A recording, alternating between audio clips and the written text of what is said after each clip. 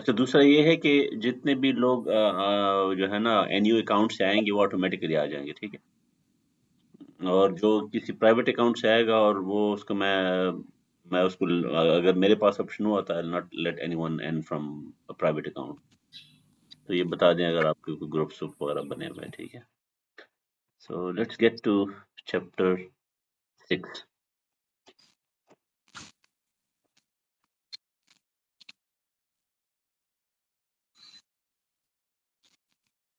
Okay, so this is a more problem-oriented version of the first law. जो Newton first law है वो तो आपको स्टेटमेंट सबको पता चल गई है।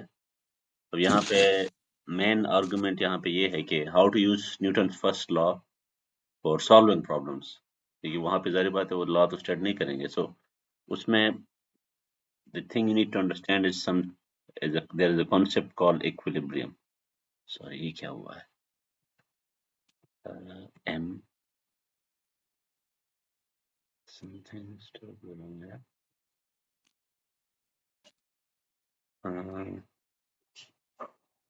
इनोटेट हो गया,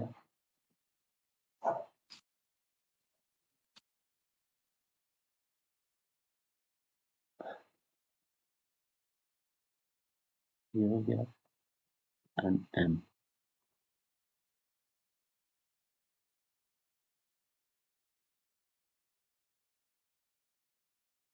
ओके, अब ठीक है, चीज औरत प्रेस हो गई थी।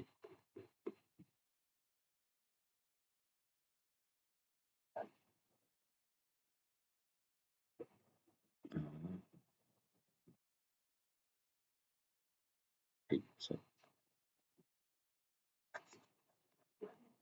कीबोर्ड कोई ऐसी कोई चीज प्रेस हो गई थी कि वो गलत जगह पे जा रहा था, ठीक है। So there is something called equilibrium. Equilibrium आपने पहले भी नाम सुना होगा, ठीक है। So what do you mean by equilibrium? If there is no net force, right, on an object, और इक्विलिब्रियम हमेशा हम किसी ऑब्जेक्ट की बात कर रहे हैं। सो we don't care whether that object is at rest or moves with constant velocity, we don't care, ठीक है। as long as there is no net force, we know that there will be no acceleration. Of course, we assume non-accelerating frame, जो inertial frame है। So उस case में हम एक word use करते हैं जिसको कहते हैं equilibrium, ठीक है। So you will say that this object is in equilibrium, right?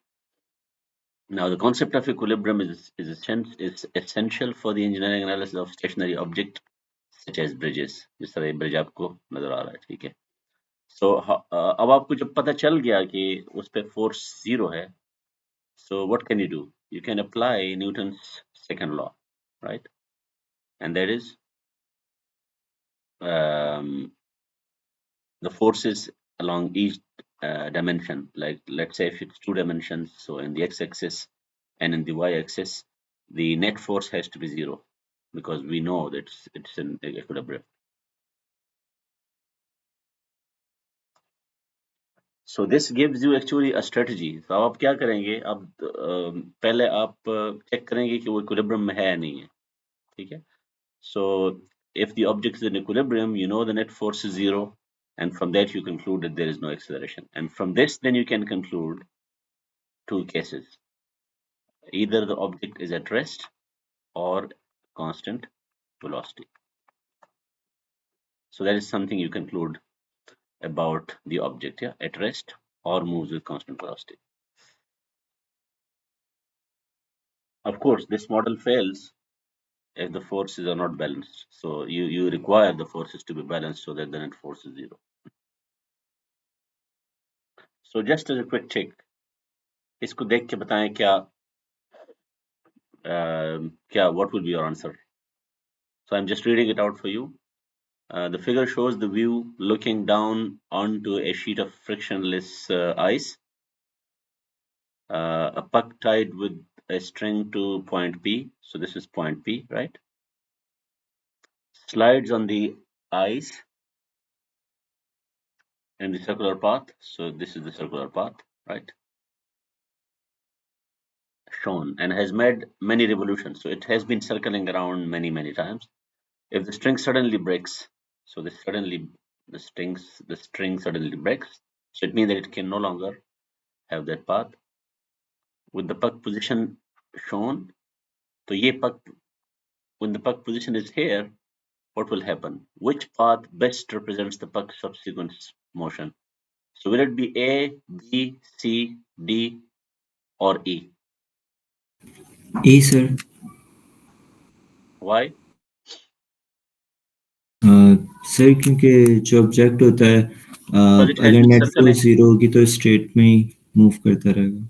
Yeah, so A is not straight. A is a curved path. We need the position is here. The position is the puck. Here it's and that circular motion when it was not broken, you are starting from here. So when the puck is here at this point, it suddenly breaks.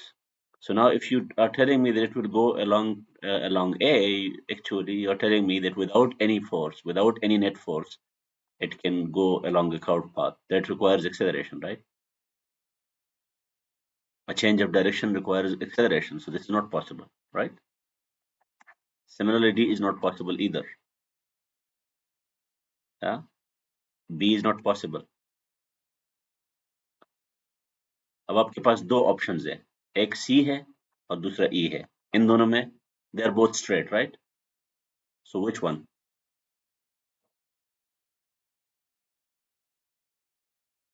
सी और E में कौन सा होगा?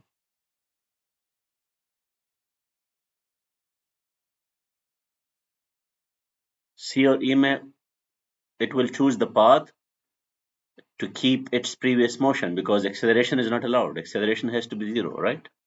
And why do we say that the acceleration is zero? Because the net force is zero. So it was at this point it was moving like this. Yeah, so C is the only allowed path because if you are telling me that it will go along E, you're telling me that it has to change its direction from up to right, yeah, and that will require acceleration. Acceleration is not possible without a net force. ये बस समझ आ गई आपको? So this is actually the application of equilibrium, Newton's first law.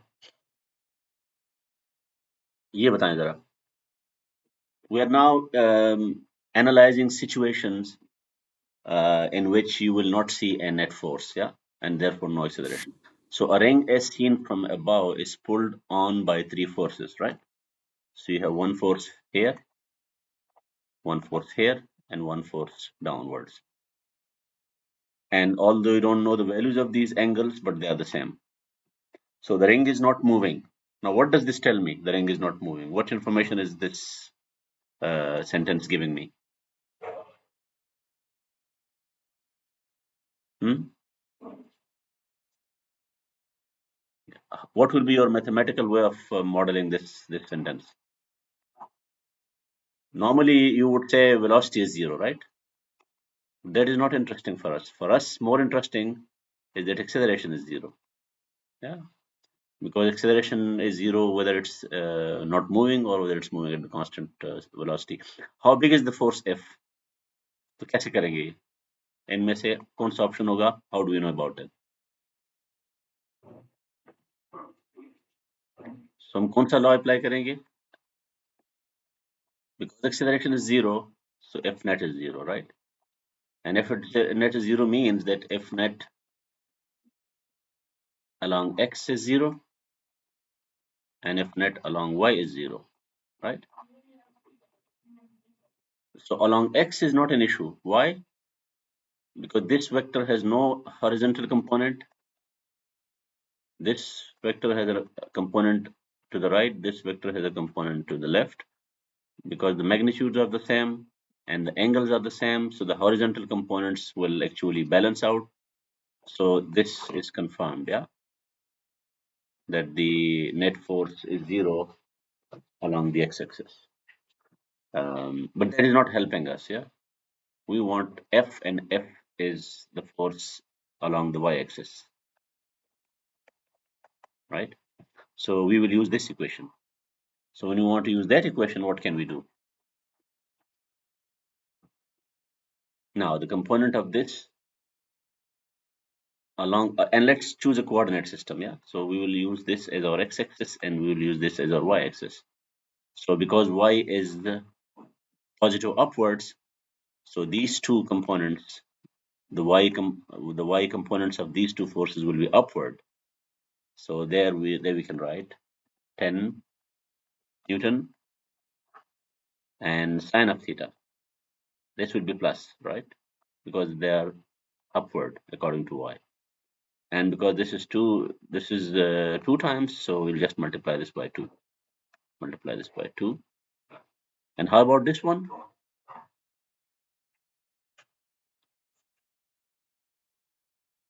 Let's say we use the magnitude f. So we need the y component. So it will be y. Will it be plus or minus? Because it's downward and we have labeled y as upward, this will be minus. So minus f is the magnitude, equals 0. Yeah? The net force has to be 0. So you solve this equation and you see that this is the answer because it's 2 times 10 goes to the other side.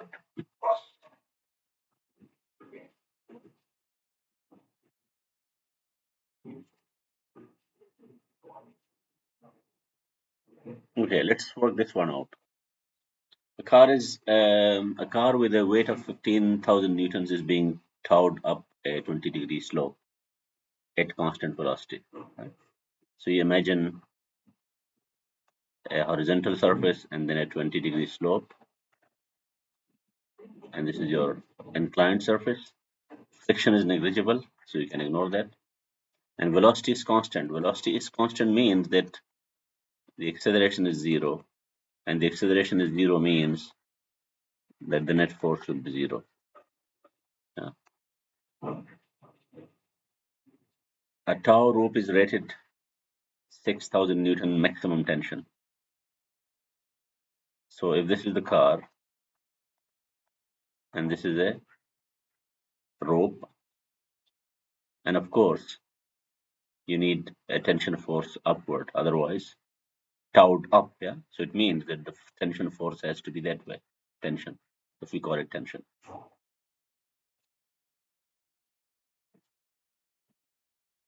Will it break? So now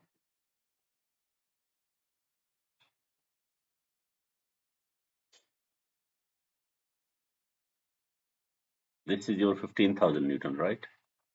This force of gravity, the magnitude is 15,000 Newton. And this will have a component, the normal component, and this will have a component along the inclined plane. That you can work it out. Yeah, if this is 20, this has to be 70, right? Because this is 90 degree. So you can easily imagine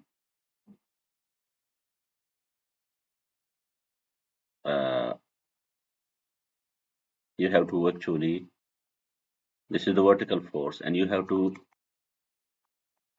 decompose it in this way. Yeah? This is along the inclined, yeah, and this is the normal force.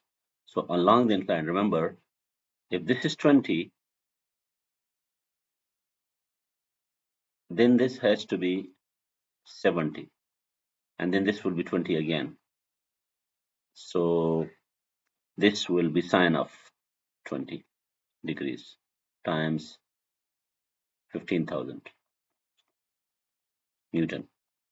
So 15,000 newtons sine of 20. But remember, this is actually to the left. So here we need to have our x and y axis. Yeah. So let's say y axis is in the direction of the normal, x axis is along the incline upward. So by that token, t, we want to make sure that the acceleration is 0. So the net force is 0 along the x-axis. So now I can say the net force along the x-axis is 0. And that means that I'm now adding all the forces along this x-axis. So one is t, that is the unknown. And that is positive because I that is in the direction of the x-axis.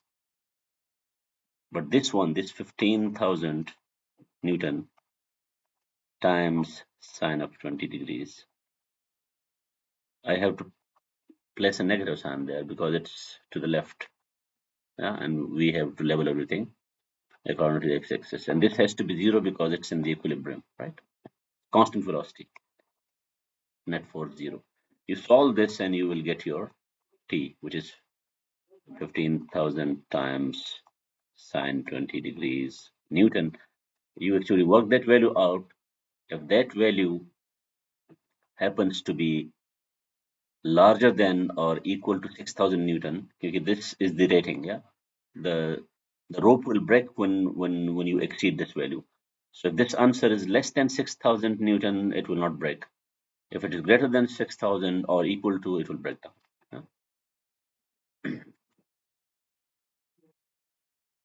Yeah. So this was the free body diagram, right? Here is the tension. Here is the gravity, just as I said. And this will have a component, the normal component, and this will have a component against T.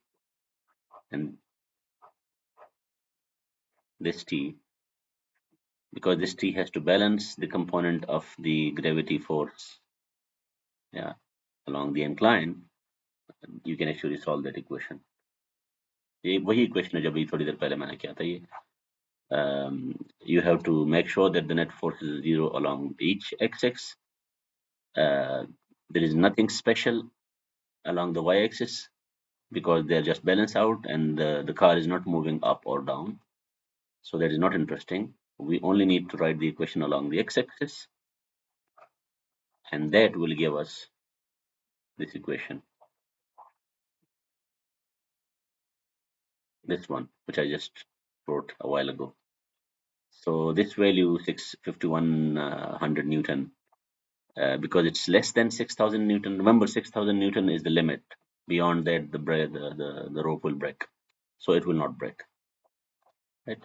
अब इसमें जो चीज बाकी detail आप खुद भी repeat कर सकते हैं, लेकिन जो चीज इंपॉर्टेंट है वो नोट करने वाली है. एक तो ये है कि we are using the concept of equilibrium, right? And we are using the fact that rather than having this as our x-axis and this as our y-axis, that is useless. That is a useless concept here. We want our x-axis to be along the incline and y-axis to be normal to that. And this makes our job easier because the unknown is t. We just want to find the tension. So the tension is not along this axis, but along this axis. So it will make more sense to call that as our x-axis.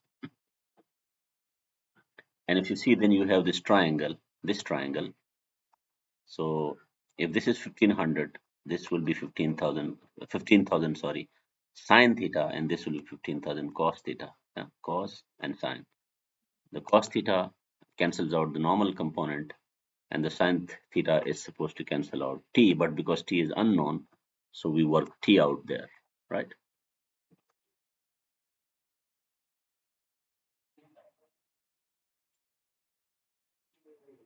And this is just a repetition of that stuff. Okay, let's work this problem out. A car is parked on a hill. So you have an inclined surface on a hill. Which is the correct free body diagram? So rather than just picking the correct answer, we go one by one. Why is this incorrect? Can someone tell me?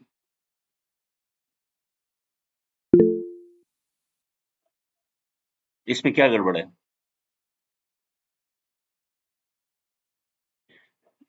You need to model this as your particle, right? So this force is from the gravity. तो वो तो show कर रहा है, ठीक है? तो ये part ठीक है. And because it is on a surface, right? And it will be pressing the surface. So there will be a reaction force normal to the surface. तो ये भी ठीक आ गया. दो forces हो रहे हैं. कौन सा force इसमें missing है? जिसकी वजह से वैसे फ्रिक्शन नहीं है. हाँ, क्योंकि अगर फ्रिक्शन ना हो तो फिर तो इसको नीचे आना चाहिए ना. तो this option is ruled out. Why is this wrong? इसमें भी फ्रिक्शन नहीं है, ठीक है. इसमें दो गलतियां हैं, एक तो इसमें फ्रिक्शन नहीं है, दूसरी गलती इसमें क्या है डी में?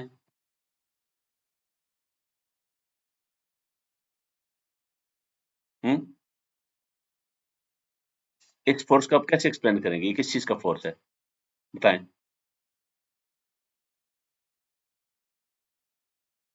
हम्म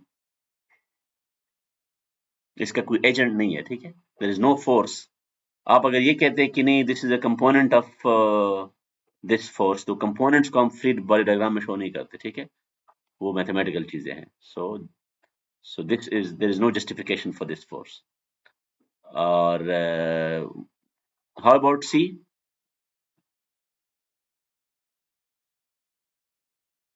हम्म ये ठीक है गलत है?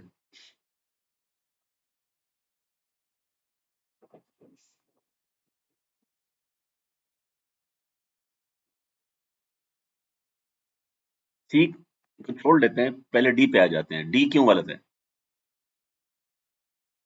देखो ना, you have the normal force. Normal force हमें पता है कि सरफेस नॉर्मल फोर्स देगा. ये भी हमें पता है कि friction will be against the attempt of motion, तो ये भी ठीक है. अब ये गलत है, क्यों? क्योंकि इसने क्या किया है, इसने फोर्स को डिकम्पोज किया है, उसके कंपोनेंट्स लिखे हुए हैं. तो डिकम्पोज करना फ्री बॉडी डायग्राम में नहीं होता. फ्री बॉडी डायग्राम में एक्चुअल फोर्स होता है. So this is also wrong and this is wrong as well, क्योंकि इसमें नॉर्मल फोर्स मिसिंग है. Now this is the only correct option, क्योंकि इसमें देखो ना, ये ग्रेविटी का फोर्स है. So we can identify gravity because of the earth. This is the normal force, that is because of the reaction of the surface. We know that agent.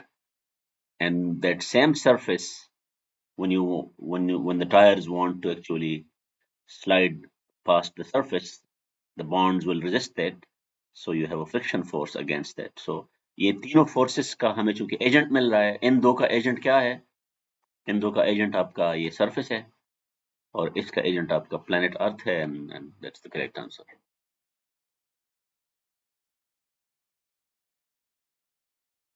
So remember, no mathematical calculations can come into a free body diagram. तो क्योंकि अगर वो ना होता तो फिर ये फिर ठीक होता ये answer. Why is this wrong? Because we cannot decompose a force into its component in a free body diagram. Free body diagram has to have actual forces, no mathematical stuff. How about this one? A car is towed to the right at constant speed. तो constant speed का मतलब क्या हुआ कि acceleration zero है. Acceleration zero का मतलब ये है कि net force has to be zero, right, along the x-axis and along the y-axis. Because there is no motion along the y-axis, so we ignore that. We only focus on the x-axis, and because it's constant speed, so all the forces must balance out, right? अब ये क्यों गलत है पहला option, बताएं.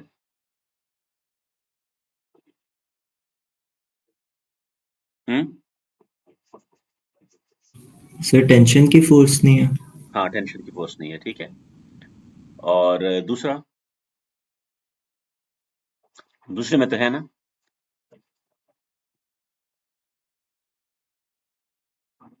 दूसरे में क्या मिसिंग है?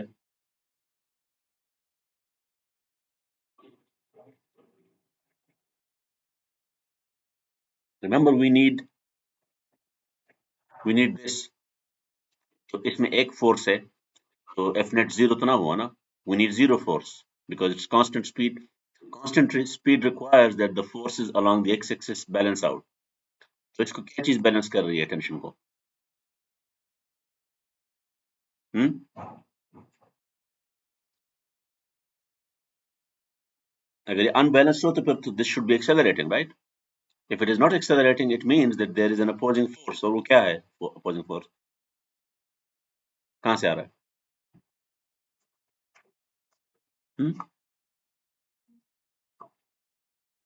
Friction, right. These tires have to slide past the surface of the road. And the surface of the road can not only give you a normal force, a reaction force, they can also give you a friction force. तो इसका मतलब ये है कि ये दो तो हो ही नहीं सकते. It has to be one of these, right? अब इन तीनों में कौन सा ठीक है?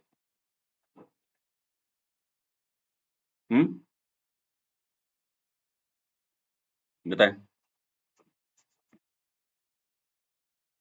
What is wrong with option C?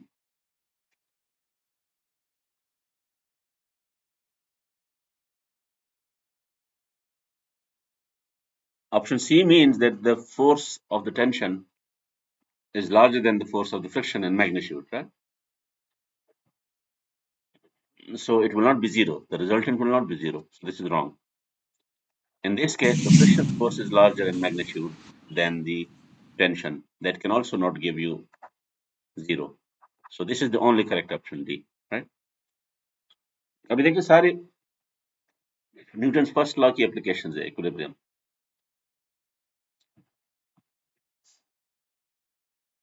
और जिन स्टूडेंट के जहन में ये आ रहा है कि कांस्टेंट अगर फोर्स जीरो है, if C is the correct option and there is no force, so then how is it moving? तो उसका क्या जवाब होगा? How is the car moving if there is no force? Hmm? If there is no net force, sorry. उसका क्या answer है?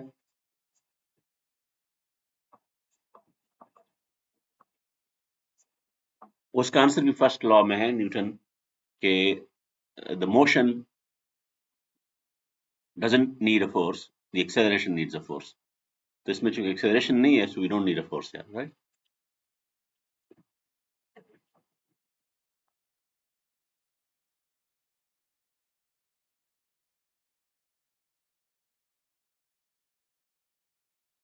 So now we have two steps of problem solving. First step में आप check करें कि is it in equilibrium? If the object is in equilibrium, the acceleration is zero because the force is zero. And then you don't need to do anything because then you can conclude from this that the velocity will be constant. But what if it is not in equilibrium? So then you know all the forces, vector sum of the forces will be net, and you divide that by the mass of the object and you get the acceleration. So this is the first step of your problem. Whenever an object is not in equilibrium, you will use second law, Newton's second law, calculate all the forces from the free body diagram, take their net force, the vector sum, divide by mass, and you get acceleration. From the acceleration, you can calculate whatever you want. Velocity calculate करनी है, position करनी है, ठीक है? जो मर्जी है उसके बाद सारी kinematics उसके बाद है.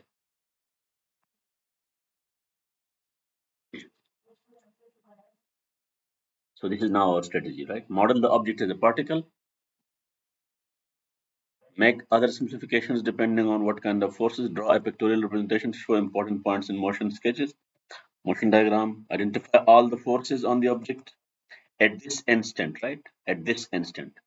There is no history. There is no memory. Show them on a free body diagram. तो यहाँ पे क्या है? यहाँ पे जो चीज नोट करने वाली है वो ये है, all forces acting on the object, actually acting. तो इसमें वो जो आप कैलकुलेशंस करते हैं ना, ये जो आप डिकम्पोज करते हैं, तो ये this force is acting, right? If this force is acting, you're not supposed to show its components. Similarly, if there are two forces acting, let's say this is acting and this is acting, and you say, okay, this is the resultant, so this is also acting, this is wrong, because this is your mathematics, okay? So here, actual forces acting on the object have to go to your free body diagram. Then, then take the vector sum of all those forces, that will give you F net. Use this equation to calculate the acceleration. And from the acceleration, you can work out velocities, positions, or any other thing you want to. Okay, let's work this problem out. So the cart is initially at rest, right? Force F is applied to the cart for time delta t. So there is some time delta t for which you apply the force. And the car has now speed v. So initially the speed was 0, Now the speed is v, and why the speed changed? Because for some time you applied acceleration. You remember in the last lecture I mentioned that force alone is not enough. Force has to multiply time to give you a change in momentum, right? A change in momentum. mv final minus mv initial, and all of this has to be along one axis. So let's say this is along the x-axis. So if delta t is 0, no amount of force can bring a change in velocity. So that's why he's mentioning some time interval. Suppose the same force is applied for the same time to a second cart, but the mass is this time double. So you have double mass. Time be same, force be same. Friction is negligible. You can ignore the friction. Afterwards, the second cart speed will be. अब क्या answer होगा इसका? Force आपने change नहीं किया, time interval भी change नहीं किया, and you accelerate from zero velocity to some velocity. In the first case, it is v. In the second case, it will be.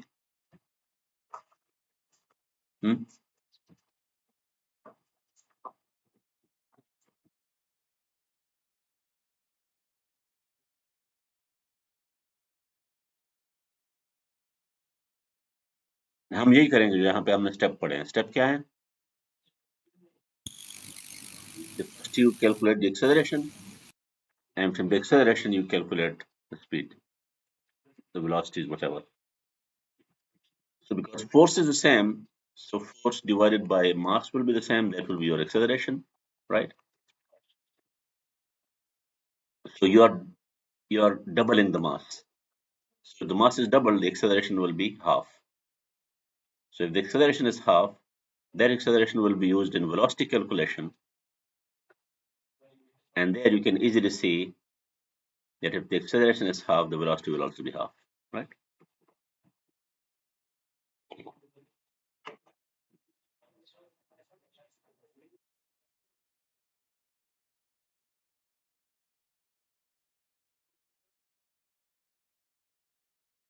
Okay, let's work another example. So speed of a towed car. So let's say you have a 1500 kilogram car pulled by a tow truck. Yeah? The tension in the rope is 2500 Newton and 200 Newton friction force.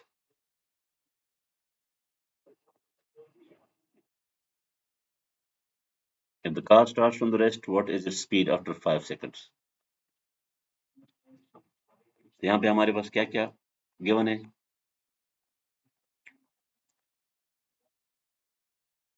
यहाँ time interval,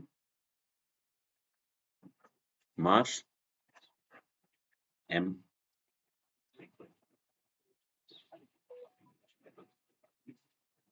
tension, so T,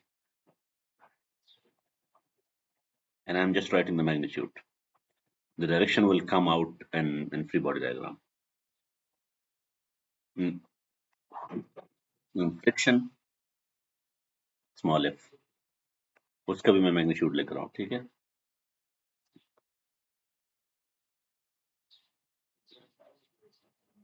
And because he's asking for the speed, it means it's moving.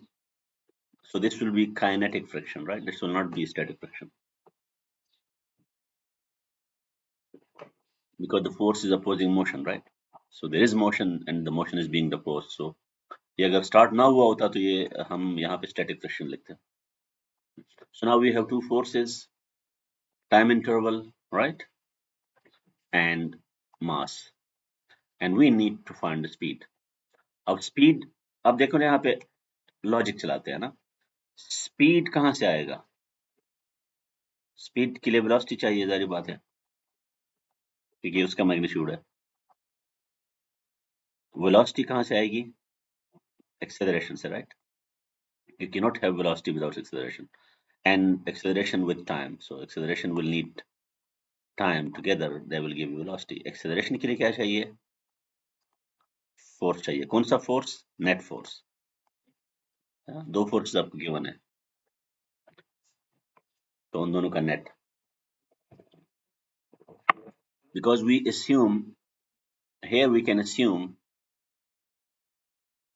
A horizontal road, या यहाँ पे कोई detail नहीं है, तो हम inclined की जगह, इंक्लाइंड में फिर हमें थीटा चाहिए होगा, यहाँ पे कुछ भी मेंशन नहीं है, so we just assume, the question says nothing about the direction, so we assume horizontal direction. क्योंकि अगर हम वर्टिकल करेंगे फिर उसमें ग्रेविटी भी आ जाएगी, so horizontal is the safest assumption here, right? So now if you have a free body diagram here, you know this is your T and this is your Fk, right? This is the normal force, this is the gravity force, these two cancel out anyway, so अब यहाँ पे दो options है, यहाँ या तो ये constant speed से आ रहा है, right,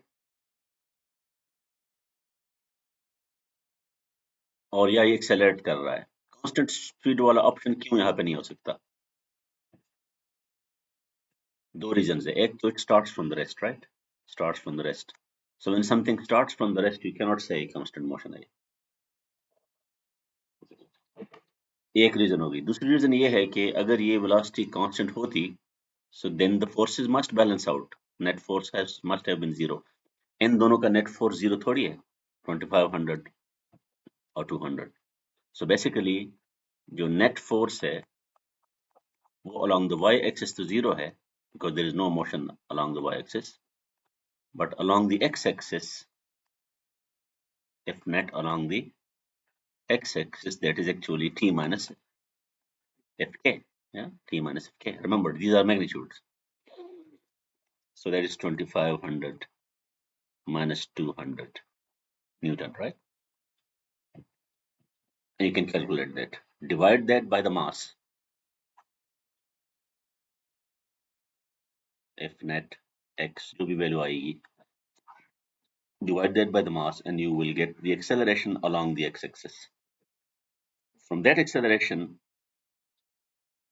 because you know the time interval, so acceleration multiplied by time interval should give you a change in velocity along the x-axis. Because it started from zero, so a change in velocity is the same as v minus zero. Why? Because v is the final velocity, zero is the initial velocity. So v equals a times delta t, and a here means ax. So that's how you solve the problem. यहाँ पे steps इसने show किए हुए, ठीक है। सबसे पहले इसने क्या किया, या ये आप पहले भी करते रहे हैं, motion diagram, free body diagram, या T force, normal force, gravity force, these balance out, and the equilibrium is along the y-axis. There is no equilibrium along the x-axis, right? So this is the data जो हमने बताया था. Yeah, you can now introduce frames, yeah, frame 0 for the rest, and let's call it frame 1 for the present frame. तो अब देखें, ये we are just going to calculate v1. V1 is the speed at in frame 1 or point 1. You can call it point 1, point 0, and point 1.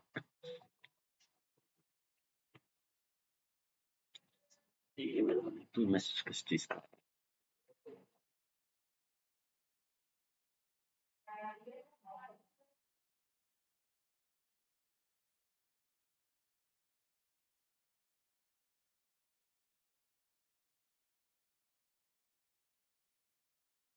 Okay, so अब यहाँ पे जो मैंने calculation show की है, उसको थोड़ा सा नीट देखते हैं कि you have net force along the x-axis, you have net force along the y-axis. Net force along the y-axis has to be zero, we know it, because there is no motion along the x-axis, no acceleration along the y-axis. और जो along the x-axis है, वो आपका जो net force है, वो क्या आ गया?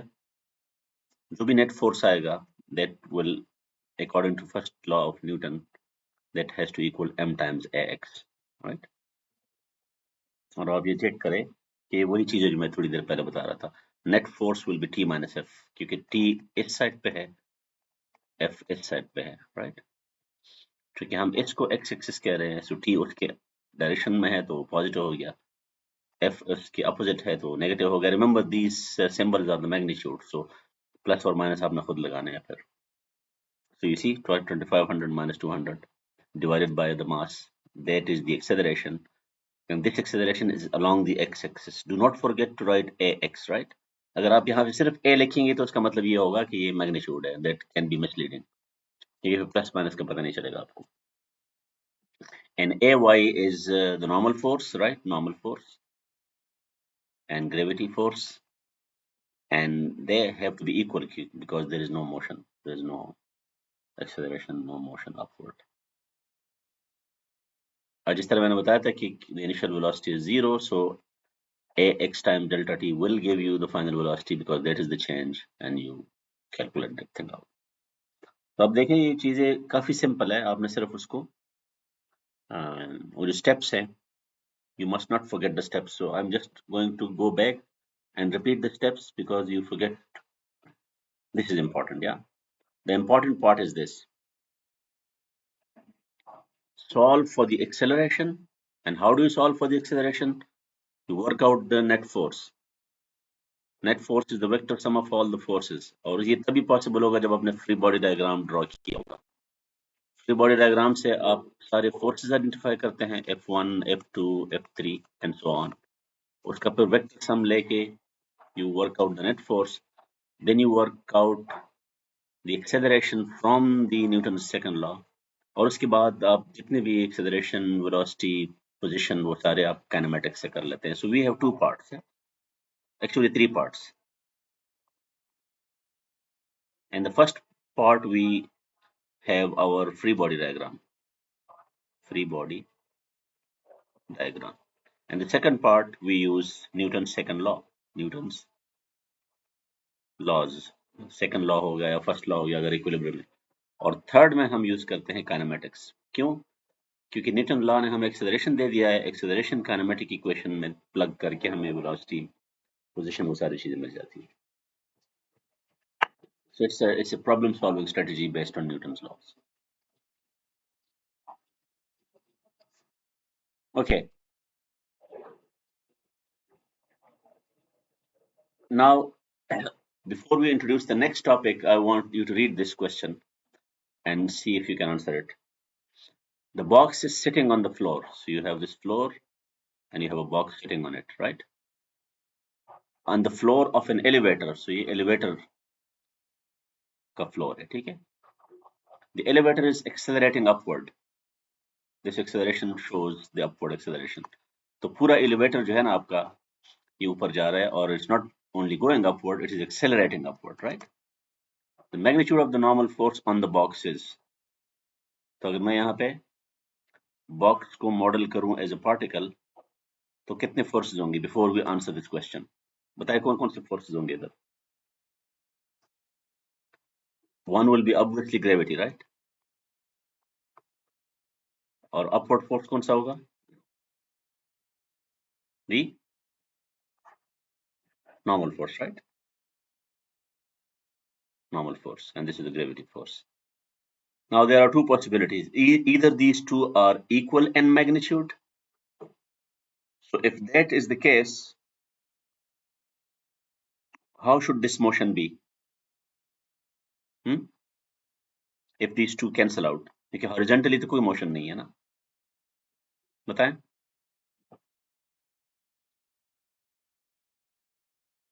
This cannot be true because otherwise, if that is true, then we need equilibrium, right?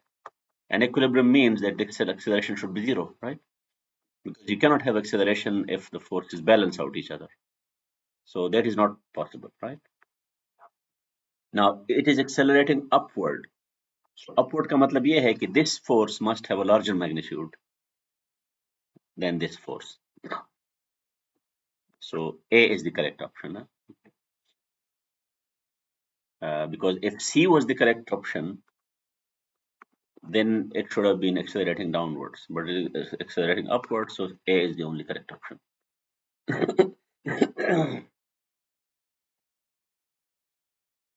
Yeah, he even explains it. upward acceleration requires a net upward force. तो basically यहाँ पे हम कौन सा law use कर रहे हैं indirectly? Newton's second law, yeah, Newton's second law. Of course, first law भी use कर रहे हैं क्योंकि the Newton's first law allows us to rule out option B. So you are using both laws, right? And this is just a reminder that constant force will give you constant acceleration. Okay, the next topic is mass.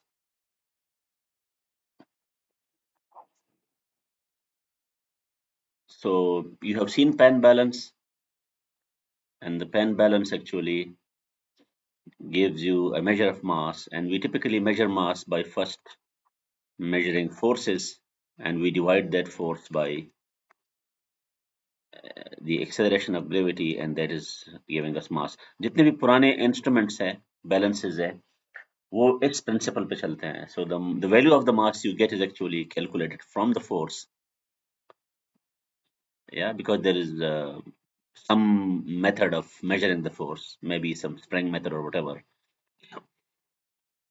And then because you know the gravity, the gravitational acceleration, so you divide that and you get the mass, and somehow the reading, जो भी आपको reading नजर आ रही है वो इस formula के मुताबिक होती है. So although we use the strength of gravity, but the mass should not depend on the strength of gravity. Yeah, ये measurement अगर आप किसी और planet पे भी करेंगे तो आपको mass की value मिल सकती है, provided you use the correct value of g.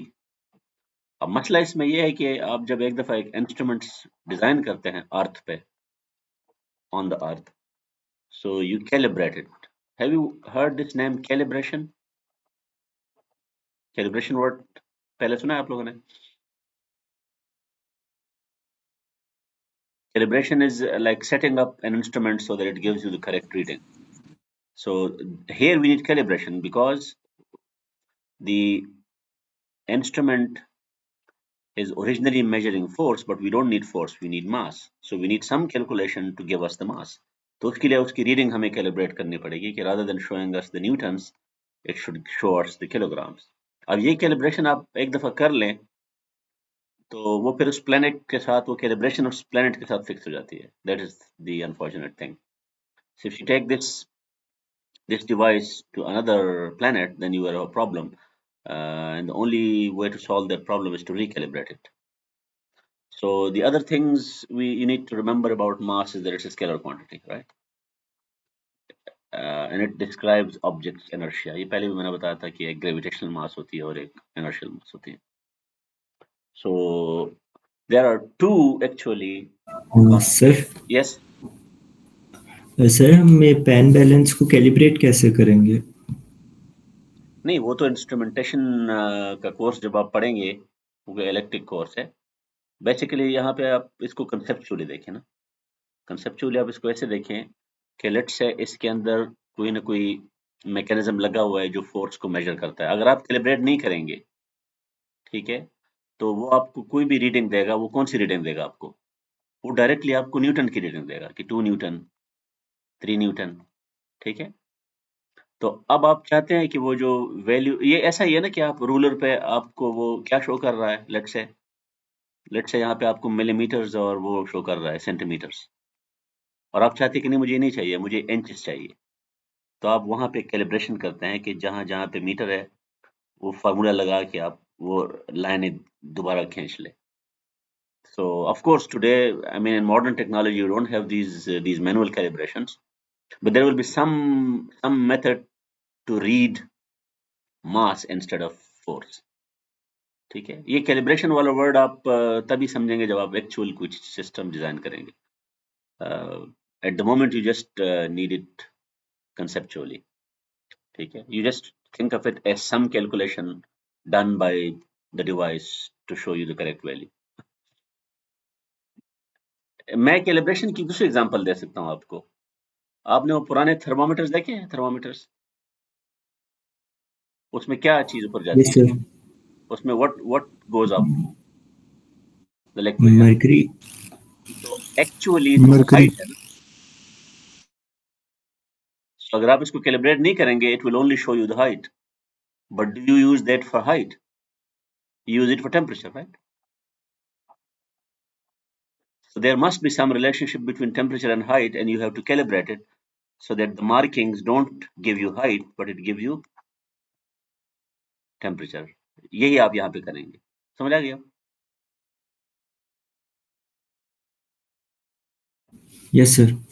So that is something. But लेकिन जो चीज नोट करने वाली है वो ये है कि चूंकि आप इसमें जी यूज कर रहे हैं, तो जी तो अर्थ का हो गया ना, तो ये कैलिब्रेशन अगर आप मून पे ये पेन बैलेंस यूज करेंगे, ठीक है, तो वो आपको वहां के हिसाब से फिर आपको ये कैलिब्रेशन करनी पड़ेगी, क्योंकि उसका ग्रेविटी तो डिफरेंट होगा ना मून का, तो उधर वो फोर्स चेंज हो जाएगा और आप उसको अर्थ वाली जी पे ही डिवाइड कर रहे होंगे अगर आप उसको रिकैलिब्रेट नहीं करेंगे। तो इवन मास की रीडिंग भी आपको गलत मिल जाएगी अगर आप उसको दोबारा कैलिब्रेट नहीं करेंगे। That is the point I am trying to make, right? So there are two things which you must remember about the word mass. Whenever we use the word mass, it can mean two things. It is a measure of inertia. It tells you how much inertia, the resistance to a change in acceleration. Sorry, to a change in velocity. In other words, it is the resistance to acceleration. The other meaning of mass is that it also tells you how much matter an object has. So आपको याद होगा last time मैंने इसके लिए एक word use किया था, इसको मैंने कहा था gravitational mass, right? Because this concept is behind gravity and this concept is behind inertia. So Newton somehow defined these in such a way that the numerical value on the earth will be the same. So that's why we can say that mass is an intrinsic property of an object. Whether you have this meaning or whether you have this meaning, they will be numerically the same. और ये जो मैं gravitational की बात कर रहा हूँ वो ये लॉ है कि the mass of the object as the amount of matter determines the force of gravity between two objects. तो जितना mass matter ज्यादा होगा उतना, and this formula uses the gravitational mass which is the amount of matter. So इस पे Einstein की उसका कोई असर नहीं होता मोशन का, कि it doesn't matter how fast this object is moving, um, because we are not discussing the inertial mass, right?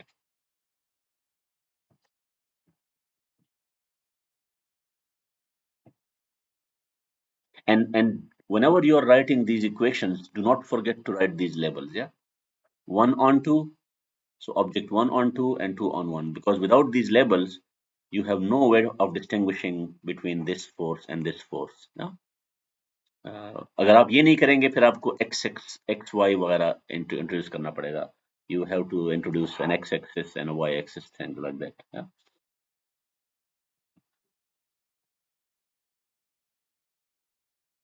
And you remember I told you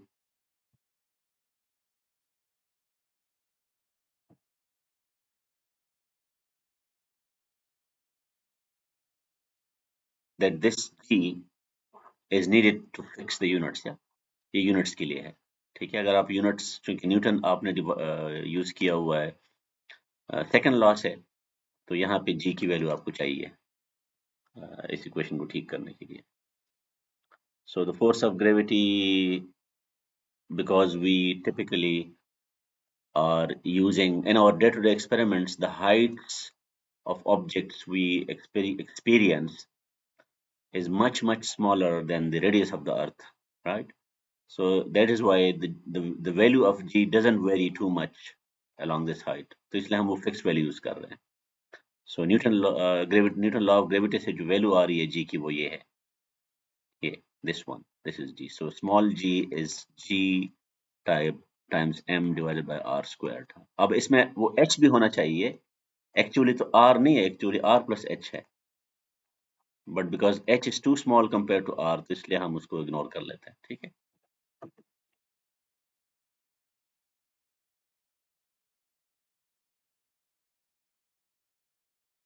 Yeah. So this is the average value we used when we want to ignore the variation.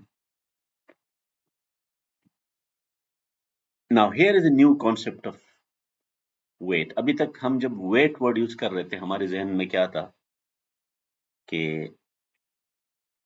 maybe I should actually explain it on a separate page. अभी तक जितनी दफा भी हम ये word use कर रहे थे weight, so we have this thing in mind. Maybe sometimes you even write this W as a vector and you say, okay,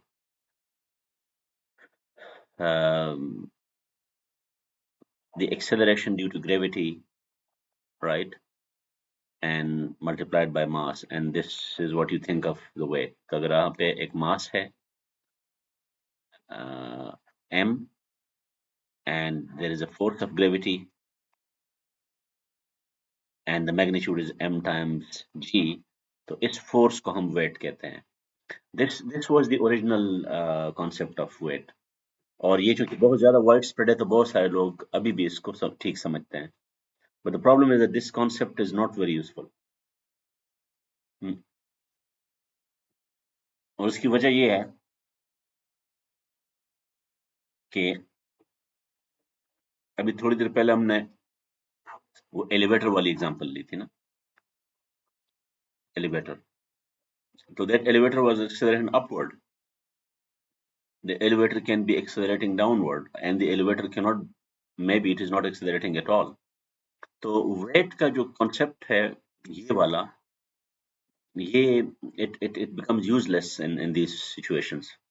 So in modern physics, weight is defined in a totally different way, and you have to now fix that understanding. Okay, this concept of weight is very different from its use in most likely. अब मुझे नहीं पता कि school college वगैरह की curriculum में ये चीज फिक्स हुई है कि नहीं, क्योंकि मैं वहां पढ़ाता नहीं हूँ. So maybe you can tell me after this topic whether that has been fixed.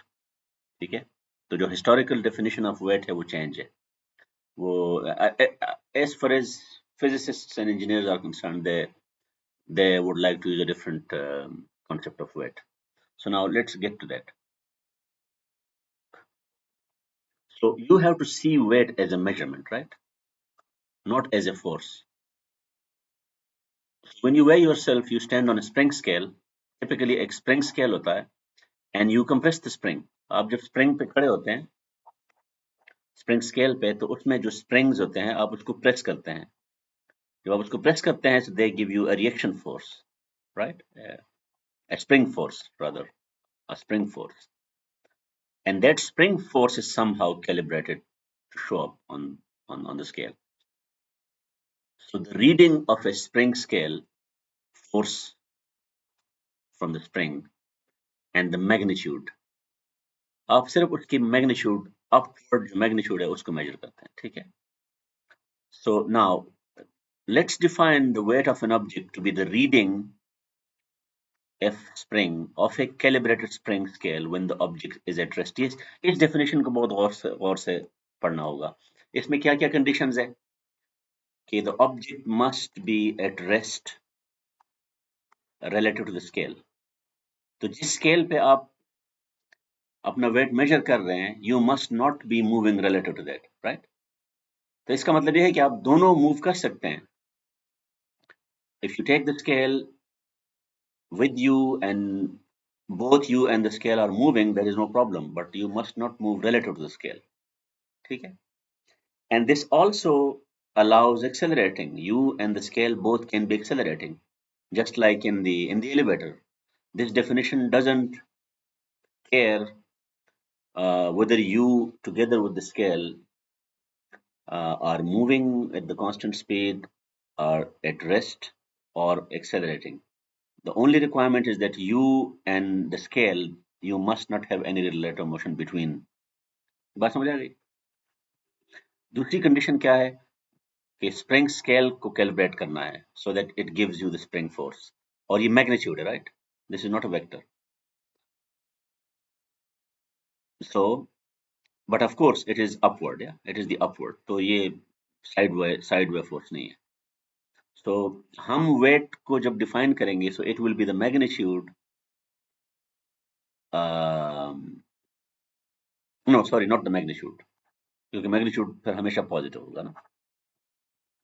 So it will be the upward spring force read by a scale. And which scale? The scale must have been calibrated when the object is at rest relative to the scale. This is the definition we will use. So that is, weight is a measurement, the result of weighing an object.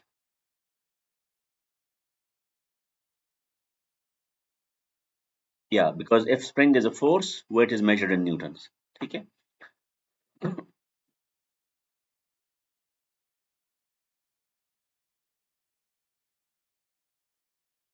So a bathroom scale, which you typically use at home, it uses a compressed spring which pushes up. So when you actually stand on that scale, the springs are compressed because of the gravity force, and there is a spring force upward.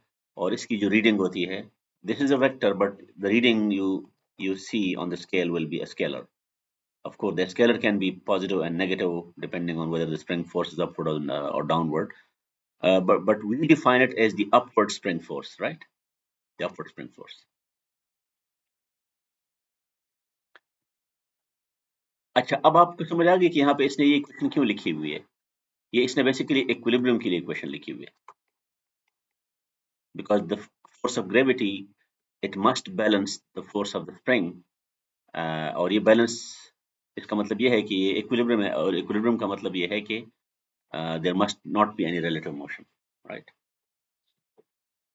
So weight is defined as the magnitude of the spring force when the object is at rest relative to the stationary scale, right?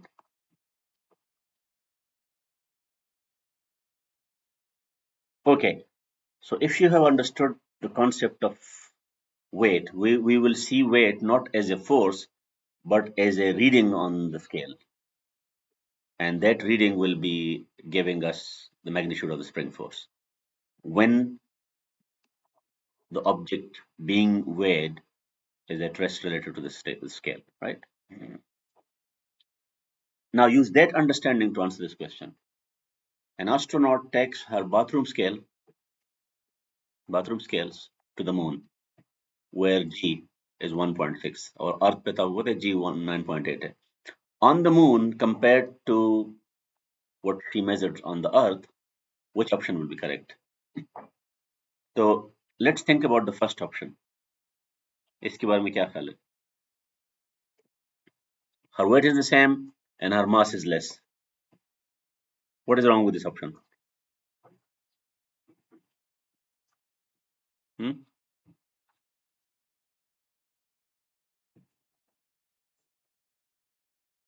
Can you tell me?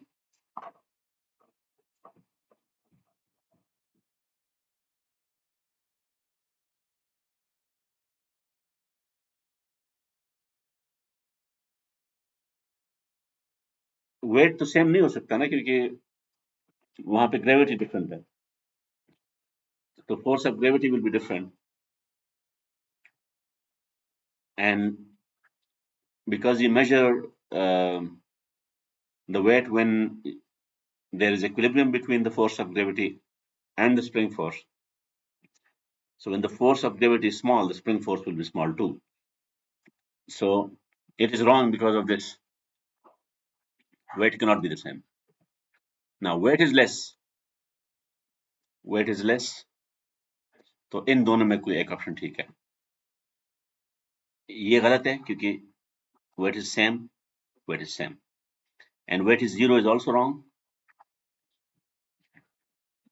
because there is no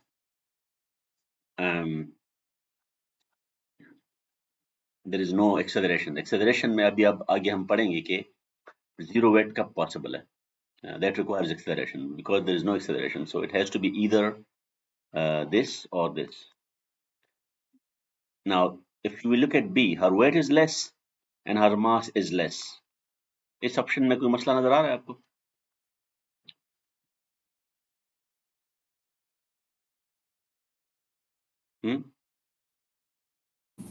sir mass intrinsic property होती है.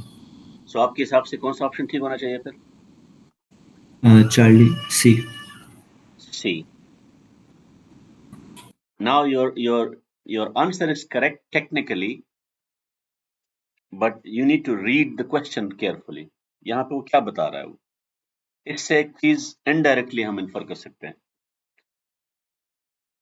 ये मास कहाँ से, basically ये wording इसकी थोड़ी सी मसला है।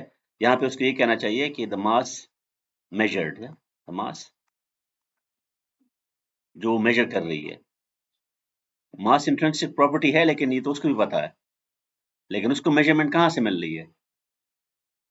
स्केल से ना। और स्केल कहाँ पे कैलिब्रेट हुआ है? अर्थ पे हुआ। तो मास पे मून पे वो कैलिब्रेशन दोबारा तो नहीं कर रही ना, समझ आ गई? तो वो जो मास उसको नजर आएगा वो कौन सा वाला होगा, वो ये वाला होगा या ये वाला होगा? मैंने थोड़ी देर पहले क्या बताया था कि जो स्प्रिंग फोर्स है वो मेजर होगी, उसी को हम वेट कहते हैं, ठीक है? और उसको आप डिवाइड किस पे करेंगे? जी पे, तो आपको मास मिलेगा, और ये वही मास कैलिब्रेशन से आपको मिलेगी। तो जब जी की वैल्यू स्मॉल हो जाएगी, राइट,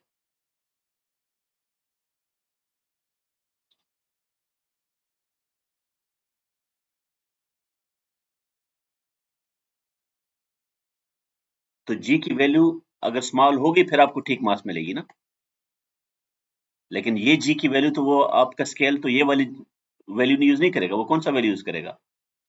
9.8 मीटर। अब फोर्स कम हुआ है, जी कम नहीं हुआ, सो जो मास की रीडिंग उसको मिलेगी वो क्या होगी? वो लेस होगी, वो गलत होगी, लेकिन this is what she will get, right? तो इसकी वर्डिंग में थोड़ा सा मसला है, लेकिन ये आप जहन में रखिए कि इसने, क्योंकि इसको टिक किया हुआ है, so I am just telling you what goes on his mind, ठीक है? यहाँ पे उसको अगर एक्चुअल मास की बात होती है तो फिर ये सॉरी, अगर एक्चुअल मास है तो option C is correct, but because she is referring to the mass read on the scale. और ये भी आपको मैं बताया था कि बाथरूम स्केल पे जो रीडिंग होती है वो न्यूटन की नहीं होती है, वो किसकी होती है? किलोग्राम की। अब किलोग्राम तो उसने कैलिब्रेट किया हुआ है ना, दोबारा कैलिब्रेशन नहीं हो रही है यहाँ पे। So that is the thing which you need to take note of. तो ये इसने आंसर इसलिए इसको क्लिक किया हुआ है because he has that detail in mind. अब यहाँ पे हम आ जाते हैं कि why is this new definition of weight so useful, right? अगर ये फोर्स ऑफ ग्रेविटी को हम वेट कर लेते हैं तो फिर ये डिस्कशन पॉसिबल ही नहीं है। So let's say you have a man weighing himself in an accelerating elevator. There is an elevator and the elevator is accelerating upward, right? And he is using the spring scale. So because we are discussing the man as an object, so we have a dot for the man, right? And we list all the forces. This is the force of gravity because of the earth, and this is the spring force. Can you tell me why the spring force has been shown? और ये net force है, net force upward है. This is larger, this is smaller because we need an upward force. Why? Because it is accelerating upward. तो अब यहाँ पे equilibrium नहीं है, right? यहाँ पे कोई equilibrium नहीं है। जो वहाँ पे condition थी ना मास की, कि जब रेस्ट में होगा तो रेस्ट में उसने relative motion को allow नहीं किया था, ठीक है? यहाँ पे रेस्ट नहीं है, हम here we are assuming that it is actually accelerating. तो एक्सेलरेटिंग में जो न्यूटन सेकंड लॉ है वो आप यूज करेंगे, फर्स्ट लॉ तो आप यूज ही नहीं कर सकते ना, क्योंकि we know the acceleration is non-zero. So the net force along the y-axis. अब यहाँ पे we need to pay attention to the x-axis, the axis. So x-axis ये horizontal है, ये vertical है, because we have labeled y as upward, so the spring force will be positive. F spring के साथ positive आएगा. And the gravity is downward, but y is upward. So जो mg है, because m and g are both magnitudes, g is the magnitude of the gravitational acceleration, m is mass positive. तो ये minus यहाँ हमें खुद लगाना पड़ेगा क्योंकि ये y के डायरेक्शन में नहीं है. And this will give us the net force, right? And Newton law dictates that this net force must equal m times ay, right? तो ये नेट फोर्स हो गया along the y axis, और ये आपका उसका रिजल्ट इफेक्ट हो गया. So if you solve this equation, but before solving this equation, you need to notice something, that this force, the spring force, is what we mean by the weight. तो जो weight, जिसको हम weight कहते हैं, वो ये reading of the spring force है. अब आप अगर पुरानी डेफिनेशन यूज करेंगे वेट की, तो आप किसको वेट कहेंगे? आप तो इसको वेट कहेंगे, ठीक है. और आपका आर्गुमेंट ये होगा कि weight should not depend whether the elevator is accelerating upward और डाउनवर्ड. वेट तो वेट होता है. नहीं, वो वेट की डेफिनेशन हो गई खत्म. हम वेट किसको कहेंगे? जो स्प्रिंग की रीडिंग है, स्प्रिंग फोर्स की रीडिंग है, ठीक है. And for that you need to solve this equation for the spring. So what will happen to this minus mg? This will go to the other side and it will add up to m times ay. M times ay plus m times g. Take m constant, a common factor, but you would also like to take g as a common factor. हालांकि वो है भी नहीं, लेकिन वो g और g आप divide करें, मल्टीप्लाई करें. So this is the factor by which you multiply mg. So w is not equal to mg but mg times something, and that something is 1 plus ay divided by g. So if the acceleration is positive and greater than g,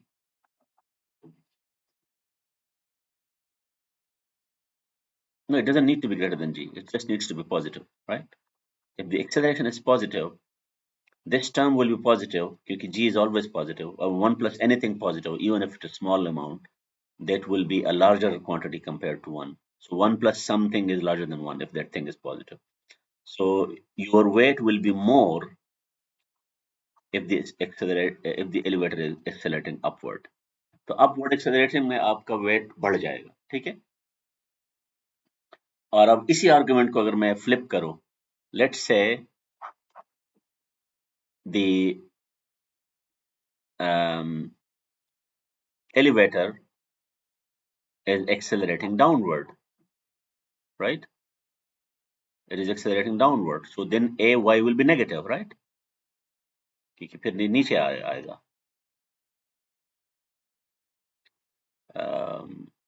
And accelerating downward का मतलब ये है कि it's slowing. It's going up, but it is slowing. If it is slowing, then the acceleration is downward. So then you will have to subtract something from 1, and then the weight will be smaller, right?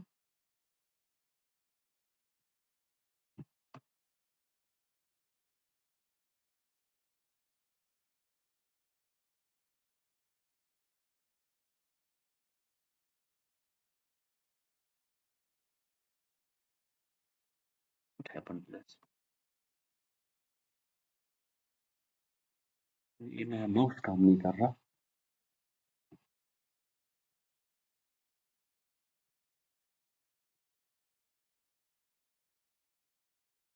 अब ठीक है, सही.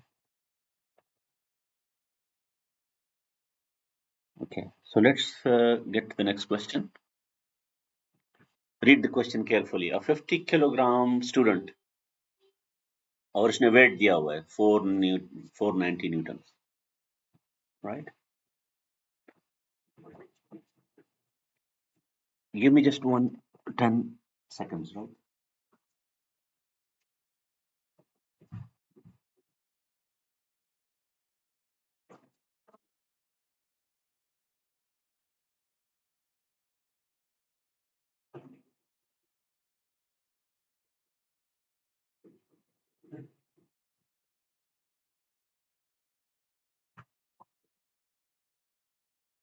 Okay, so a 50 kilogram student whose weight is given to you as 490 Newton gets in a, तो ये 490 Newton mg है, उसको हम wait नहीं कह सकते क्योंकि our definition of weight is not equal to mg.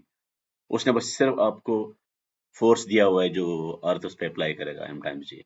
So he gets in a 1000 kilogram elevator at rest and stands on a metric bathroom scale. As the elevator accelerates upward, the scale reads. अब आप मुझे सबसे पहले ये बताएं कि before we answer the question, and we look at these 4 options, can someone tell me whether this value can be used in this question?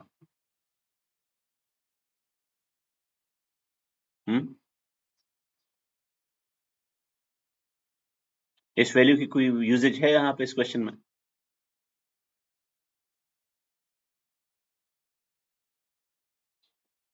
हमारा object of interest यहाँ पे क्या है? स्टूडेंट है, राइट? और वेट भी उसी का है. As the elevator accelerates upward, the scale reads. तो स्केल क्या है? बाथरूम स्केल पे कौन, who is standing? The student, yeah. The student is at rest, the elevator is at rest, and he stands on the metric scale, and then the elevator accelerates, right? तो यहाँ पे जो free body diagram बनेगा वो इस student का बनेगा. So we do not need to even know that value. उसकी सिर्फ ये अहमियत है कि ठीक है ये इतना बड़ा है कि वो टूटेगा नहीं, but those things are outside the model we are using. So अब आप बताएं, as the elevator accelerates upward, so that means the acceleration is positive, right? Y is upward. The scale reads mean that we are talking about the spring force, which is the weight, right? So will it read larger than 490 Newton, equal to 490 Newton, or less, or zero? कौन सा option ठीक है?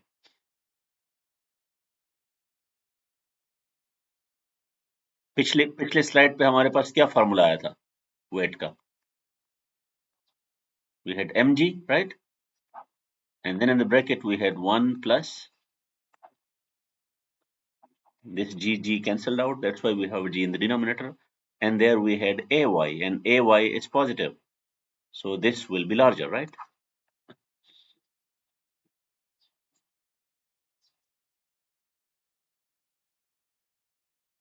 Okay, now next one. What's it? वही question है. ये वही. No, what is the different here?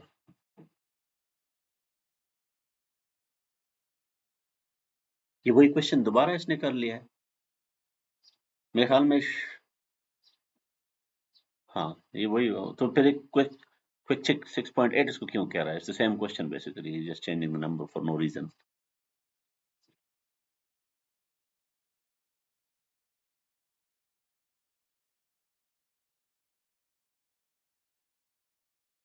Relative to the scale, yeah.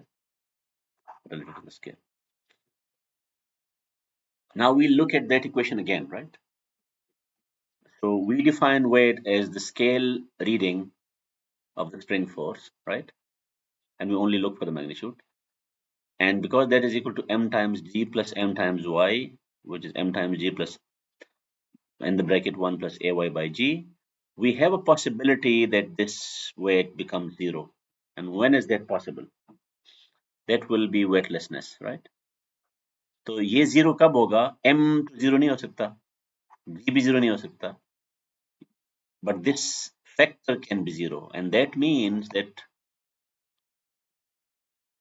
ay by g could be -1, right? And that is only possible if ay is equal to -g. ay is equal to -g का क्या मतलब है? अगर आप y axis को ध्यान में रखें, y अपवर्ड है और एक्सेलरेशन डाउनवर्ड है और इक्वल टू -g है. -g एक्सेलरेशन कब होती है? आम लैंग्वेज में उसको क्या कहते हैं? Free fall, right? Free fall. So if you are accelerating downward with the same gravity as Earth is applying, so you have ay equals minus g, and that will give you a 0 weight. So that is the reason. ये मेरे ख्याल में आपने लाजमन सुना होगा ये कि you are weightless during the free fall, right? तो इसने पिक्चर भी शो किया हुआ है. Astronauts while orbiting the Earth are also weightless. ये इसने बात क्यों की है? हालांकि ये तो फ्री फॉल नहीं है. तो इसको आप कैसे एक्सप्लेन करेंगे? Orbiting the Earth. So let's say this is the Earth, right?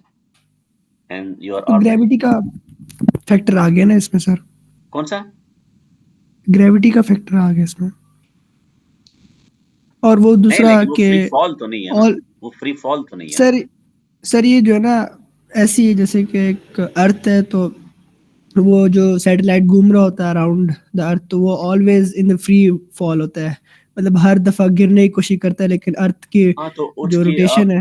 आप टर्म ठीक यूज करें ना, वो सेंट्रीपिटल एक्सेलरेशन है बेसिकली। क्या जी है जी वही। वो? जो सेंट्रीपिटल एक्सेलरेशन है वो इक्वल टू माइनस जी है, ठीक है। तो अब वो फ्री फॉल नहीं है, लेकिन चूंकि it has to change the direction every time, तो the change in direction is equivalent to minus g, right. तो ये एक लाइन में है और वो चेंज ऑफ डायरेक्शन की वजह से। But ultimately the math doesn't care, जो मैथमेटिक्स है डजंट केयर कि वो एक लाइन में आ रही है या चेंज ऑफ डायरेक्शन की वजह से आ रही है। और इसने पूछा भी है, does mean they are in free fall? No, that's not true, but we need to answer a question like that. A 50 kilogram student gets in a 1,000 kilogram elevator at rest. Again, this 1,000 kilogram has no meaning for us. And stands on a metric bathroom scale. Sadly, the elevator cable breaks. What is the student's weight during the few seconds it takes student to plunge to his room? तो अब वो जो elevator है वो क्या करेगा जब आपका केबल टूट गया उसका? The whole elevator will fall towards the earth and it will be a free fall. It will be a free fall. So free fall में आपको पता है कि weight क्या होता है? 0 होता है. You don't even need to calculate it, right? This one, a 50 kilogram astronaut is orbiting the earth in space shuttle. Compared to earth, अब इनमें देखिए इनमें से कौन सा ऑप्शन है?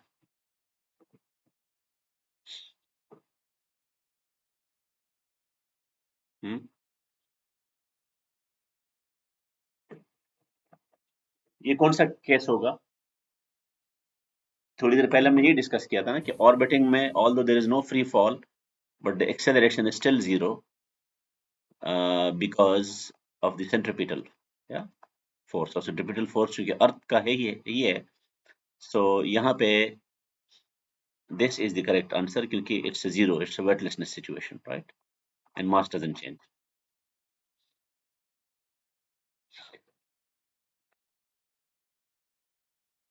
अच्छा, अब यहाँ पे चेक करें, यहाँ पे मास इज द सेम वाला क्वेश्चन, ठीक है, क्योंकि यहाँ पे वो किसी बाथरूम स्केल की बात नहीं कर रहा, ठीक है, ये एक्चुअल मास की बात हो रही है। उस क्वेश्चन में चूंकि वो बाथरूम स्केल को यूज कर रही थी वो, तो that is why the reading of the mass यहाँ पे it is the actual mass and not the mass reading.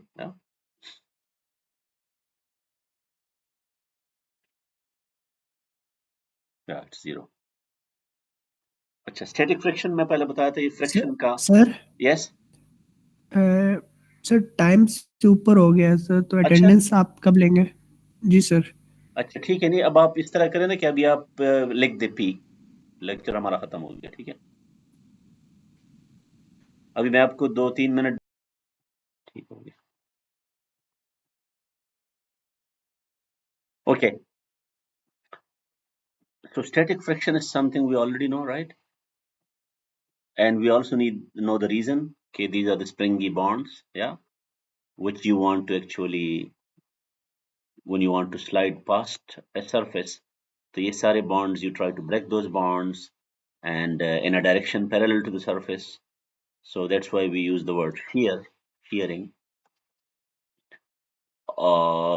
as opposed to compression. ये जो compression word है आप use करते हैं normal force के लिए, ठीक है। यहाँ पे shear force is the friction force. So the static friction is a result of many molecular springs being compressed or stretched over so slightly. अब जारी बात है, यहाँ पे आप चूंकि फ्रिक्शन, इसमें ये कंप्रेशन और shear दोनों शामिल होते हैं, क्योंकि आप पहले उसको कंप्रेस करेंगे उसके बाद आप साइड करेंगे ना। You can not move along a surface if you are not pressing, क्योंकि हवा में तो आप नहीं कर सकते। सो एक्चुअली कंप्रेशन भी हो रही है, स्ट्रेचिंग भी हो रही है, ठीक है, और shear is the overall effect.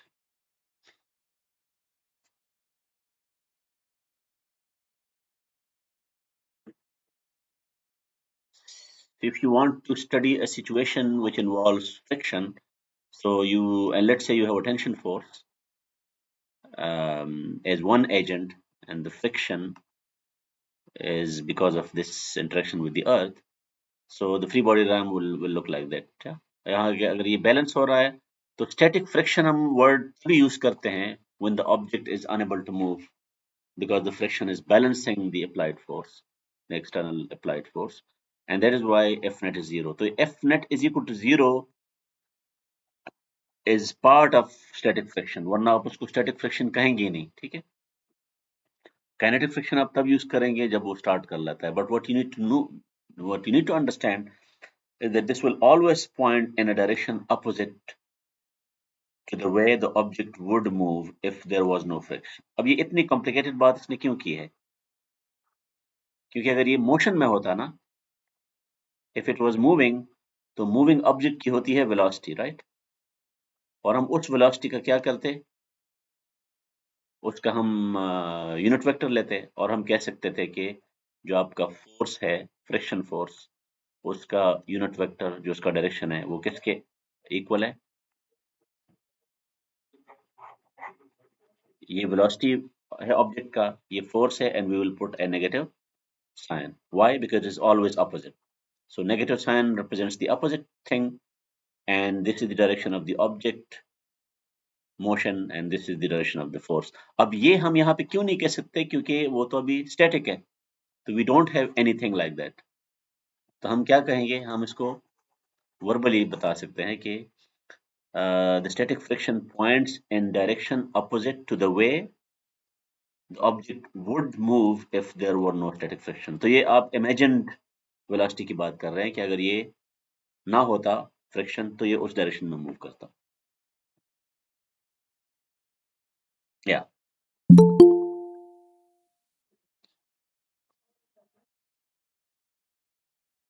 अच्छा, यहाँ पे ये है कि स्टार्ट में it will just balance, and let's say you keep increasing the tension, there will be one stage after which it will start moving. तो वो जो बाउंड्री है, जब वो जो लिमिट है जिसके बाद ये काइनेटिक हो जाएगा, उसको कहते हैं एफ एस मैक्स। तो जो फार्मूला आपने पढ़ा होगा, आपको याद होगा, हम फ्रिक्शन के लिए एक फार्मूला लिखते हैं F S, typically we write mu S, coefficient of friction, and we multiply this with the normal force, right? With the normal force को हम typically लिखते हैं n, और अक्सर लोगों को आपने देखा होगा कि यहाँ पे वो इक्वल साइन लगाते हैं। इसमें क्या गड़बड़ है इस इक्वेशन में?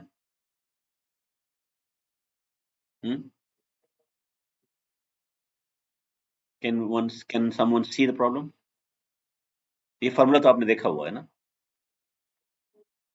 तो ये इक्वल नहीं है, ये लेस देन और इक्वल है, ठीक है? क्योंकि ये इक्वल तब होता है जब ये मैक्सिमम वैल्यू पे आ जाता है। तो आप ये कह सकते हैं कि अगर आपने यहाँ पे इक्वल लिखना है तो तभी अलाउड है जब यहाँ पे आप लिखेंगे maximum, right? So only the maximum friction, the maximum static friction equals this value, coefficient of friction times the normal force. ये जो इससे पहले values है, ये they are just equal to the external forces so that you balance out, ठीक है? So let's try to answer this question. A box on a rough surface is pulled by a horizontal rope with tension T. Tension T given है आपका, और the box is not moving. The box is not moving का मतलब ये है कि static friction है। तो अब यहाँ पे there must be a friction force opposite to the direction in which it would move if there was no friction. तो अब बताएं उसका जो मैग्नीट्यूड है वो इसमें से कौन सा होगा? ये तो गलत हो गया ना, क्योंकि फ्रिक्शन फोर्स तो है, इसका मतलब फ्रिक्शन लेस हो गया। ये क्यों गलत है? अभी थोड़ी देर पहले मैंने बताया था, ये तो मैक्सिमम वैल्यू है ना, तो ये वैल्यू तब होगी जब ये स्टार्ट होना शुरू हो जाएगा, वो तो अभी मूव ही नहीं कर रहा, तो इसमें मतलब ये भी गलत है। सो इनमें से कौन सी वैल्यू ठीक है इन तीनों में?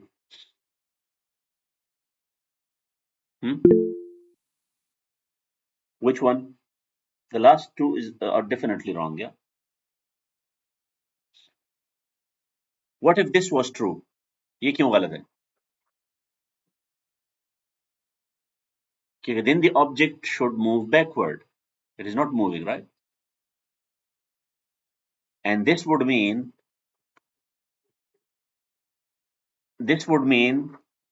that the object is moving forward. That is also not true. So B is the only correct option, right? Because it's not moving. Now, this doesn't mean that you say that these two are equal to mu times n, right? Because mu times n is the value for the maximum, or maximum पर पहुंचा ही नहीं. Yeah, so that is the value. Maximum possible value of static friction is this. Coefficient of this depends on the surface. This is the normal force, right?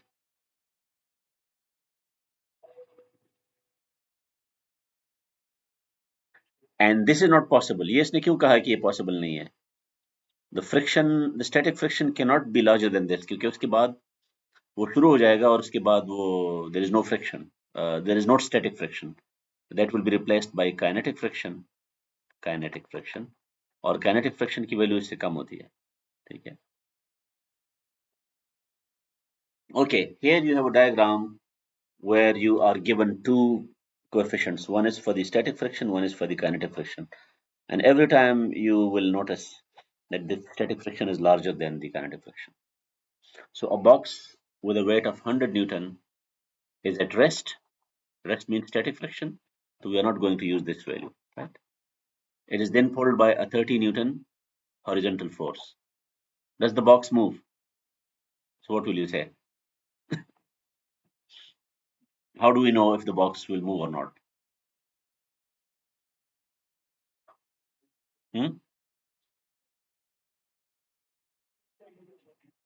ये जो formula है mu s times n, right? पहले हम इस कहते हैं. This will give us the maximum friction, if s max, right?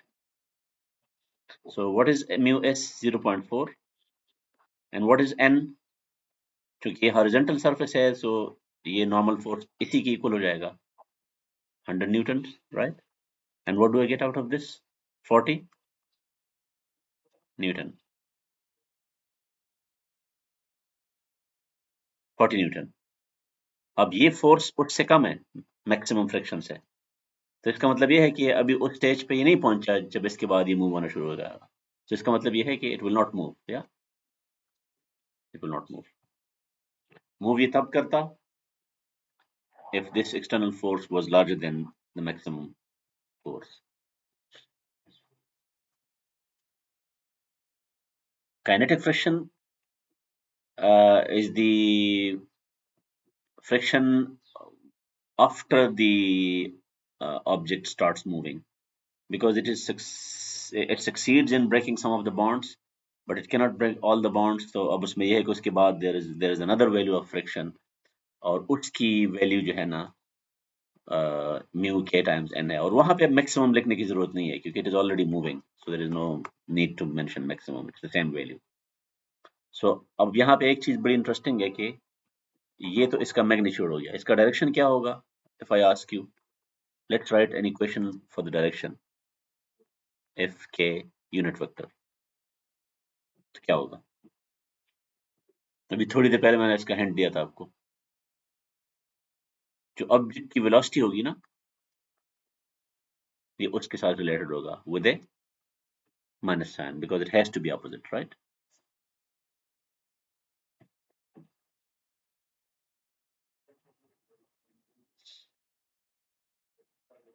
And for any particular pair of surfaces. अच्छा, ये एक चीज बहुत जरूरी है कि नॉर्मली हम जब म्यू के और म्यू एस की बात करते हैं, so we only have this surface in mind, but friction is a consequence of the interaction of these two surfaces. तो उसमें ये surface इतना ही important है जितना ये important है. So जो ये value है म्यू की, it is a property not of this surface only, but a property of this pair of surfaces. ठीक है, कि हर पेयर के लिए वैल्यू होती है.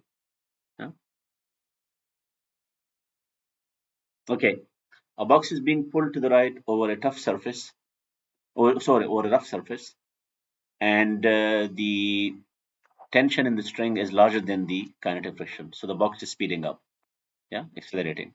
क्योंकि net force towards the right side. Net force F net along the x-axis, अगर मैं इसको x कह दूं, is actually equal to T minus Fk, right? Suddenly the rope breaks. When the rope breaks, this T is 0. So there is only one force. और आपके जहन में ये होगा, अगर आप सिर्फ मैथ ओरिएंटेड है ना, तो आप ये कहेंगे कि ये 0 है, सॉरी ये 0 हो गया, ये 0 हो गया, तो ये माइनस एफ के तो 0 नहीं होगा, so it should move backward. What will be wrong in that reasoning?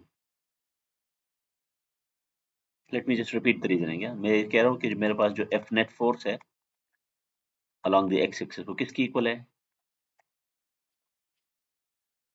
और initially t is larger so it's accelerating. अब मैं कहता हूँ कि t 0 हो गया क्योंकि the rope breaks. So can I say that now I will have a force along the negative x axis? What will be wrong in that reasoning?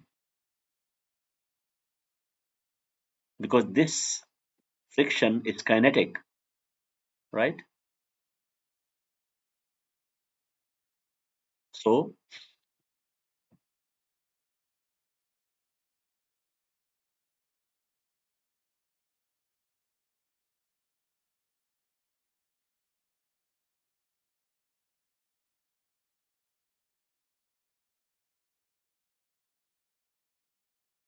the best this object can do is to move for a while due to its inertia, right? Inertia की वजह से जाएगा ये. And because of the inertia, you will have a kinetic friction in the, because it is slowing down, right? When it is slowing down, the kinetic friction has to oppose that kind of motion. So it cannot stop immediately. It continues with the speed it had when the rope break. This is also not possible क्योंकि ये उसको basically balance कर रहा था. It continues speeding up for a short while, then slows and stops, keeps the speed for a short while, then slows and stops, and slows steadily until it stops. तो slow steadily until it stops क्यों correct option है?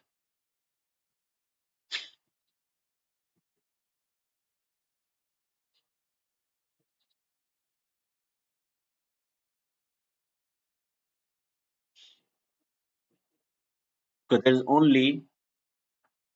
there is only a friction force which is opposing the motion. That force is 0, so the acceleration will be against the motion and it has to slow down steadily. और steadily ये क्यों कह रहा है? क्योंकि the force is constant, right? The friction force is constant. So it also means that Fk, आपके जहन में अगर ये आ रहा है कि Fk तब होगा जब force होगा, so Fk is not in response to force, it is in response to motion because it's kinetic. Because it is moving because of inertia, so the friction will still oppose motion. ठीक है, वो rope का force खत्म भी हो गया, it will still oppose the motion even though that motion is because of inertia. Because friction doesn't care whether motion is because of inertia or because of a force, right? क्योंकि force तो सिर्फ acceleration देगा, right? So if you remove the force, there will be no acceleration in the positive direction, but it will still be moving because of inertia, and friction has to, क्योंकि friction का काम surface को देखना है. इस surface के साथ आप जो भी छेड़खानी करेंगे वो inertia की वजह से करेंगे या वो force की वजह से करेंगे. It has to stop it, so it has to slow down, right? Now try to answer this question. A box is being pulled to the right at steady speed by a rope that angles upward. So the rope is angling upward. Normally हमारे पास रोप ऐसे होता है, लेकिन it's angling upward. In this situation,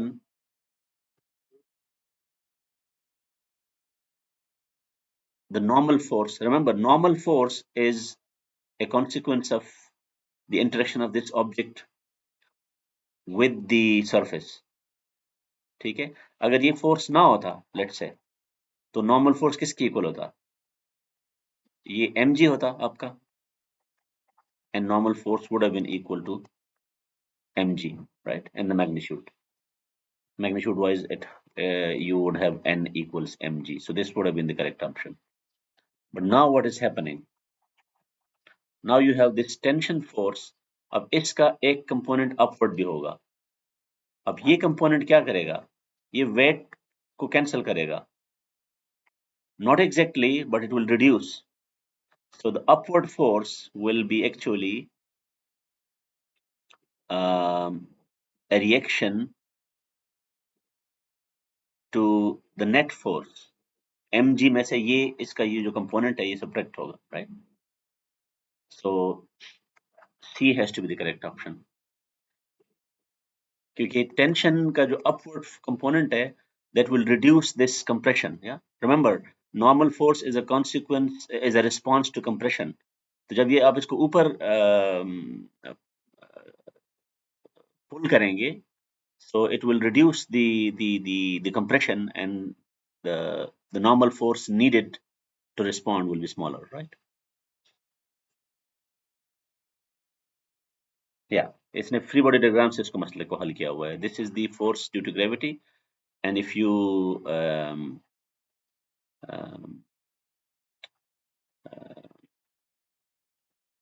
this is the normal force, right? This is the normal force, and this normal force is not the only force balancing mg. यहाँ पे आप एक और काम भी कर सकते हैं ना, आप इक्विलिब्रियम का कॉन्सेप्ट अप्लाई करें. लेट्स से आपके जहन में ये आइडिया नहीं आ रहा कि ये क्या कर रहा है, वो क्या कर रहा है, so just apply equilibrium.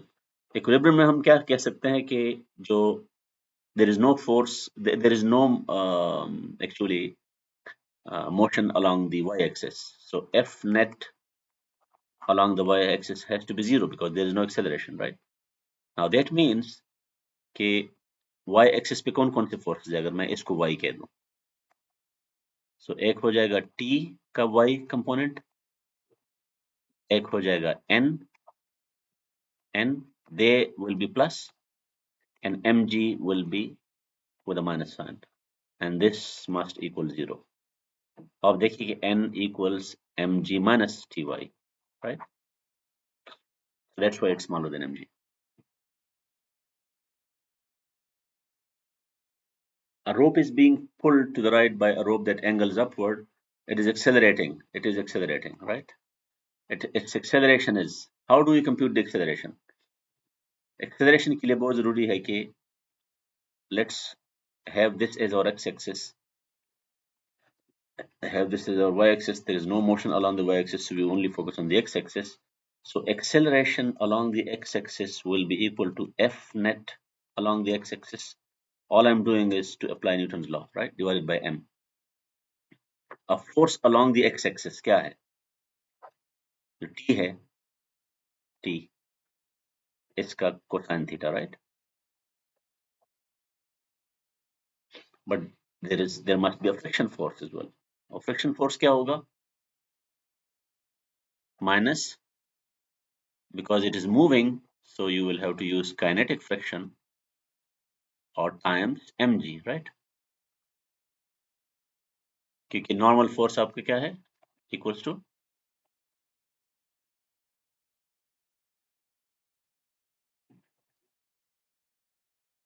but we also saw that normal force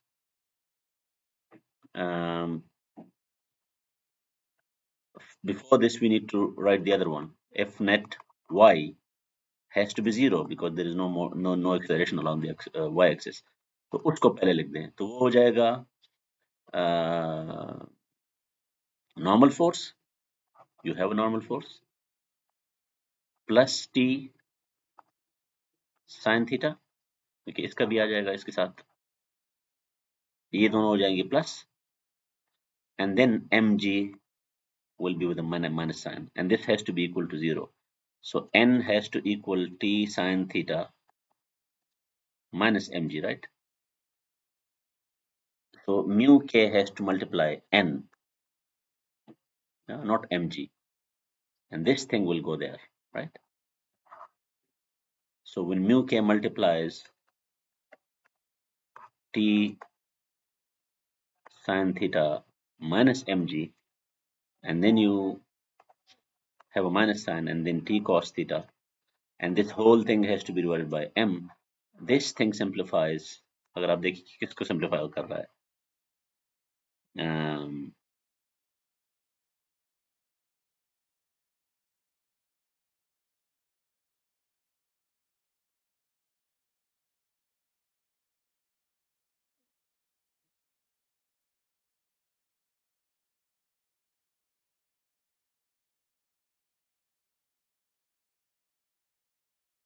यहाँ पे किसके साथ ये मैच हो रहा है?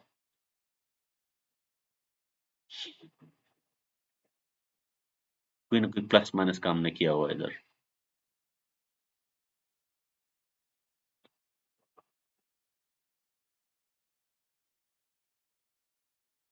यहाँ पे ये जो है ना, ये माउस बिल्कुल जो है ना गायब हो जाता है। Yes, now it should be correct. So ax is fnet, और fnet क्या है? Sorry, divided by m. fnet is t cosine theta, right? Minus mu k n, and mu and n plus t cosine theta minus mg is 0, so n is okay, sorry, यहाँ पे मैंने गलती की है ना, इधर देखें। सो n plus t sin theta is equal to mg, so ये n has to equal plus mg minus t sin theta, क्योंकि this has to be 0, right? तो ये mg उधर चला जाएगा, प्लस हो जाएगा, और ये t sin theta उधर माइनस हो जाएगा, तो यहाँ पे it has to be plus, right? n minus, या प्लस n माइनस। तो अब आप देखिए कि इसमें से कौन सा ऑप्शन ठीक हो रहा है। ये माइनस तीनों में ठीक आ रहा है, और कॉस तीनों में पॉजिटिव आ रहा है, बट साइन के साथ नेगेटिव नहीं रहा, तो that has to be the correct option, क्योंकि हम माइनस माइनस, ये अलजेब्रा आप फिर खुद कर ले, ठीक है। हाँ, उसके पास भी फर्स्ट ऑप्शन आ रहा है, but what I want you to do is to work out this algebra, ठीक है। ये नहीं है कि बस इसमें एक को क्लिक किया हुआ है तो बस ठीक हो गया, क्योंकि it is always possible that you find mistakes in given answers. So अगर आप हमें यहाँ पे देखो, हमें यहाँ पे मिल गया कि हमने क्या गलती की थी।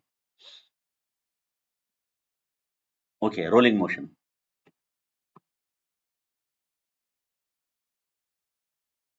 ठीक है, ये रोलिंग मोशन हम नेक्स्ट टाइम कर लेंगे, क्योंकि अभी यहाँ पे ये इसमें न्यूमेरिकल्स तो कुछ भी नहीं है, लेकिन let's go to the attendance. अब आपने पी लिखना है, ठीक है सर? टाइम हो गया सर, 10:20। नहीं, मैं यही बता रहा हूँ कि आपने वो पी लिखना है अभी, ठीक है। क्योंकि वो जो मैं अटेंडेंस ट्रैकर चाहता हूँ ना, वो समहाउ मैंने इंस्टॉल भी किया हुआ है, लेकिन वो नहीं कर रहा, इसके साथ कनेक्ट नहीं हो रहा। So I will figure that out that issue some other time. वो इसको जी गूगल मीट ने शायद कोई अपडेट किया हुआ है, और वो ट्रैकर इसके साथ नहीं आ रहा। तो आपकी 2 अटेंडेंसेस जो है ना, वो कंबाइन करके हम उसका दे मस्ट मैच।